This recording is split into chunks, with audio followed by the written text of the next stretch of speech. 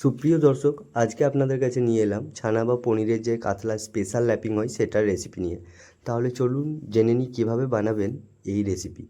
আচ্ছা, ছানা বা পনিরকে প্রথমে আপনারা রোদে শুকিয়ে নেবেন, ঠিক এইভাবে ভাঙা ভাঙা করে শুকিয়ে নেবেন, একেবারে এর মধ্যে কোনো জল না যেন থাকে।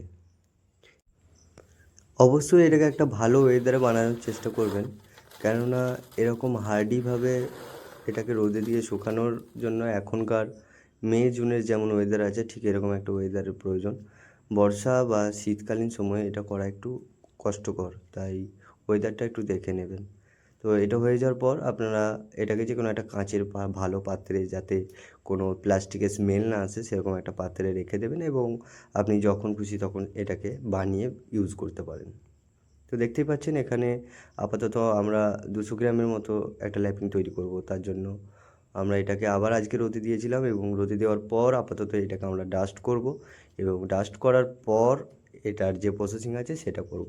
তাহলে চলুন ডাস্ট করে নিই।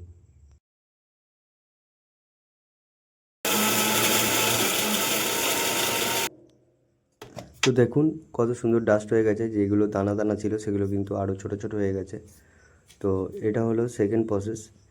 এবার যেসব মশলাগুলো এটাতে লাগবে সেটা আপনার দারুচিনি লাগবে, জয়িত্রী লাগবে, এলাচ লাগবে, স্টার অ্যানিস লাগবে। এটা কিন্তু 200 গ্রামে আপনি 10 গ্রাম করে ব্যবহার করবেন, ঠিক আছে? এবং সবগুলোই কাঁচা মশলা ব্যবহার করবেন। আচ্ছা, বাড়ির যে দুধ হয় সেই দুধটা লাগবে আপনার 200 ml। গাওয়া ঘি এটা আপনি 30 থেকে 40 গ্রাম দেবেন, এর থেকে বেশি দেবেন না। আচ্ছা, পনির ডাস্ট কখন অ্যাড করতে হবে, দুধ কখন দিতে হবে, এবং এছাড়াও নারকেল তেলটা আপনি শেষে দেবেন না প্রথমে দেবেন, এগুলো কিন্তু আমরা পরের প্রসেসে দেখাবো।